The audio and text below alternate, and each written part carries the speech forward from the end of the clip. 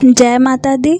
आप सभी को शारदीय नवरात्रि की हार्दिक शुभकामनाएं। आज की इस वीडियो में हम आपको सुनाएंगे नवरात्रि के पहले दिन सुने जाने वाली माता शैलपुत्री की कथा, जो नव दुर्गा स्वरूप में माता का पहला स्वरूप है।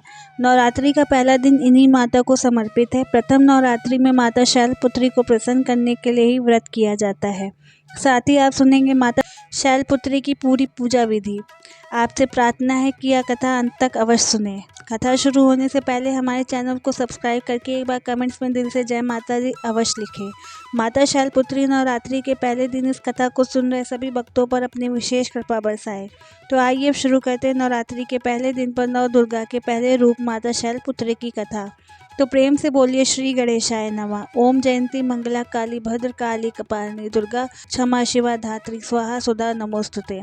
माता शैलपुत्री पर्वतराज हिमालय के घर प्रकट हुई थी। शैल का अर्थ है हिमालय और पर्वतराज हिमालय के यहाँ जन्म लेने के कारण इनका नाम शैलपुत्री पड़ा।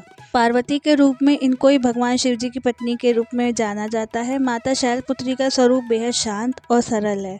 माता के एक हाथ में त्रिशूल और दूसरे में कमल शोभा देता है। माँ अपने नंदी नामक बैल पर सवार होकर संपूर्ण हिमालय पर विराजमान है। इसलिए माता शैलपुत्री को विश्वरूढ़ा और उमा के नाम से भी जाना जाता है। यह वृषभ वाहन शिवा का ही स्वरूप है और शैलपुत्री माता समस्त सभी वन जीव जंतुओं की रक्षक भी हैं। माता शैलपुत्री ने घोर तपस्या करके भगवान शिव को प्रसन्न किया था। शैलपुत्री के अधीन में समस्त भक्तगण आते हैं, जो योग साधना तप और अनुष्ठान के लिए पर्वतराज हिमालय की शरण लेते हैं।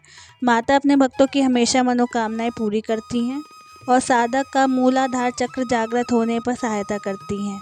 एक बार प्रजापति दक्ष ने अपने घर में एक यज्ञ का आयोजन करने का सोचा, तो उन्होंने सभी देवी देवताओं को अपने आने का आमंत्रण भेज दिया। लेकिन राजा दक्ष ने भगवान शिव शंकर को उस यज्ञ में नहीं बुलाया। देवी सती को लगा था कि उन्हें भी बुलावा भेजा जाएगा, परंतु उनके यहाँ यज्ञ में आने का आमंत्रण नहीं आया। तो फिर देवी सती को उस यज्ञ में जाने का मन हुआ, क्योंकि वह उनके पिता का यज्ञ था। लेकिन शिव जी ने उन्हें वहां जाने से मना कर दिया। शिव जी ने मां सती को बोला कि अभी उनके पास यज्ञ में जाने के लिए कोई निमंत्रण नहीं आया है, इसलिए इस समय वहां जाना ठीक नहीं होगा। फिर भी देवी सती ने उनकी बात नहीं मानी। वह बार बार यज्ञ में जाने का आग्रह करने लगी, कि आग्रह के कारण भगवान शिव ने उन्हें जाने की अनुमति दे दी।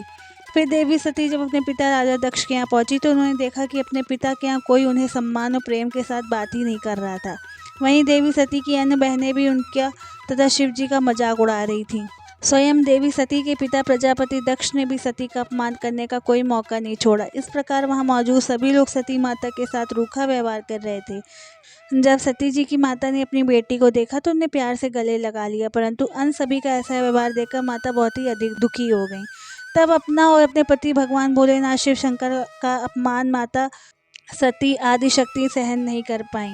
इसके बाद इस अपमान से अत्यंत दुखी होकर माता सती ने अपनी ही आत्मशक्ति अपनी योगाग्नि से अपने मानव रूप को भस्म कर लिया। जैसे ही भगवान भोलेनाथ को कैलाश पर दिव्य दृष्टि से इस बात की जानकारी हुई, तो वो बहुत अधिक दुखी हो गए। इसके बाद दुखी भगवान शिव क्रोध से आग बबूला हो गए और राजा दक्ष के यहाँ भगवान शिव शंकर के रूप काल भैरव पहुंचे और उन्होंने तुरंत यज्ञ को ध्वस्त कर दिया। मान्यता है कि इसी सती माता ने फिर हिमालय की पुत्री शैलपुत्री देवी के रूप में जन्म लिया, क्योंकि इस बार माता सती को एक ऐसा मानव के घर अवतार लेना था जो भगवान शिव शंकर का आदर करता हो, उनकी महिमा को भली भांति जानता हो और जो आदि हो भगवान शिव के मिलन में बाधा न बने। पर्वतराज हिमालय ऐसे ही थे। माता शैलपुत्री का वास काशी नगरी वाराणसी में माना जाता है।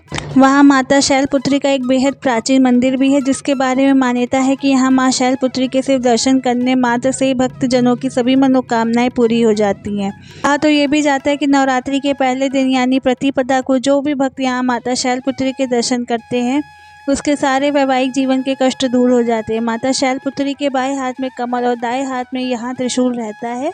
आइए अब जानते हैं नवरात्रि के प्रथम दिन पर माता शैलपुत्री की पूरी पूजा विधि। शारदीय नवरात्र के प्रथम दिन पर ब्रह्म मुहूर्त में उठकर स्नान आदि से निवृत्त होकर स्वच्छ वस्त्र धारण करें और फिर एक चौकी को गंगा जल से साफ करके माता दुर्गा की मूर्ति या चित्र को उस पर स्थापित करें। पूरे परिवार के साथ विधि विधान से कलश स्थापना करें। घट स्थापना के बाद माता शैलपुत्री का ध्यान करें और व्रत करने का संकल्प लें।